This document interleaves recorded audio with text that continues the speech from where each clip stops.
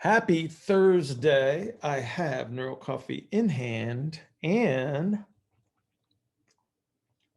it is perfect. Does everybody have their coffee today? The battle for the first question has a winner today. So, Luke, how long is your list? Oh, buddy. Uh, if you could see, Yeah, I can't see, so you're lucky. Yeah. Those are there's questions? yeah, dude. So whenever I think about things, I just kind of write them down on a note Oh, and okay. then save them for either you or Pat and ask Okay. away. All right. Um, all right. So my question kind of relates to progression and progressing people through things. Uh-huh. And like working in the fitness world, I oftentimes find myself catch myself progressing people just through sets, through training volumes, and things like that. But I also recognize that you can progress people through exercises and through progressions of exercises.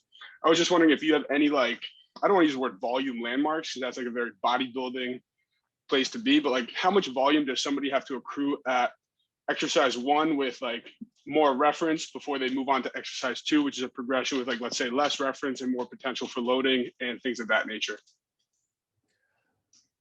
So I don't I don't look at it that way. Okay. Because I wouldn't say that you're looking kind of at apples and oranges when you're looking at saying, oh, you can do a certain volume of this exercise. And so now I need to put you on a different exercise. That's like, that doesn't make sense to me, because the exercise selection is based on what their capabilities are and what their needs may be. So when you're programming, the program is to close the gap between point A where they are and point B where you want to take them, or where they want to go, or what their potential is, or what their sport needs may be, or whatever, however you want to look at it. And so exercise selection for me is an outcome based selection. So it's like, what do I want? What do I need to close a gap? So let me give you an example. Okay. I have a volleyball player. When she jumps off of a box and she lands, her knees slam together. So that means that she's accelerating towards the ground rather rapidly. Okay. If she is of a narrow ISA structure, I can make a few assumptions about why she does that. And so what I want to do then is I want to give her a movement-based strategy to give her greater control in her ability to decelerate that landing. So the selection that would be was like, well, what do I want her to do? Well, I need her to be able to stop. Okay, so I'm going to teach her how to stop. And so I'm going to give her a way to do that, which might be like I started with a high box squat.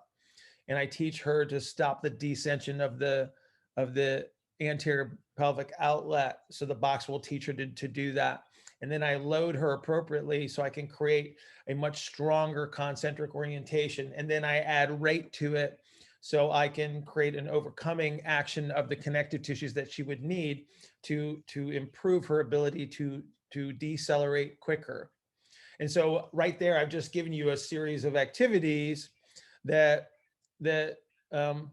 basically fulfill what her mechanical needs might be, versus saying this exercise follows this exercise follows this exercise follows this exercise, because it doesn't.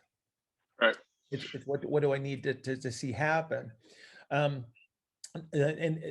I tell you where I see this show up a lot, Luke, is when people are doing like jumping based drills, or anything that's explosive, or what would fall into the category of plyometrics, is everybody thinks that there's like a progression of those things.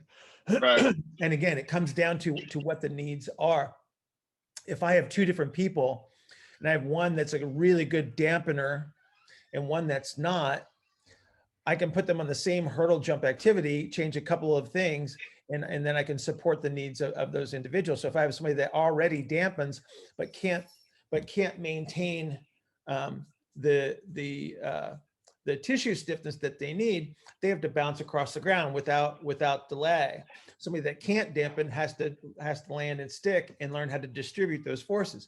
And so again, it's like I have two different people, two different needs. It's not like they're going to go through some magical progression where, oh, this is exercise 1A, this is exercise 1B, this is exercise 1C. And then when you accumulate, Right. you know, so many reps, then I know that you're qualified. I don't know what that means, Grace. There we go. That you're qualified to do the next thing. It's like the next thing is like, what is the next need? Right. So I don't look at it. I don't look at it that way. I try to be a little bit more particular. And I think that's why my model becomes so important, because it does guide that. It tells me, it says, okay, so what positions are desired, what actions of the connective tissues am I targeting? And then I have, so think about this from a structural standpoint, okay?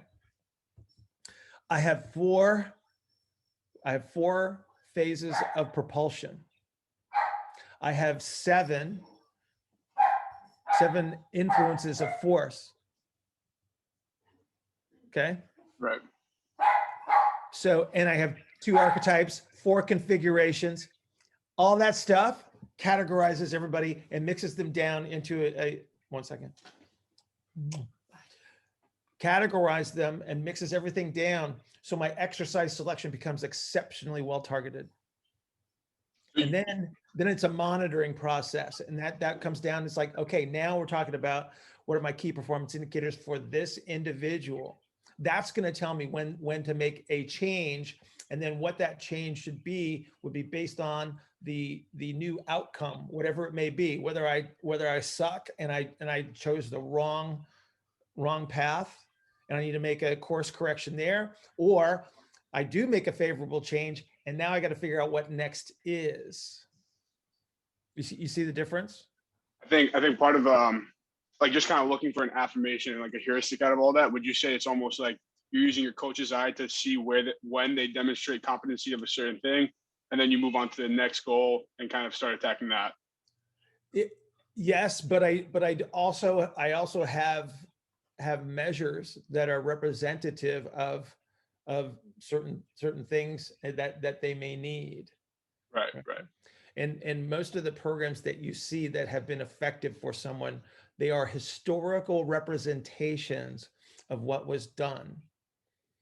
They weren't pre-written and then they followed it and they go, wow, look at this great outcome.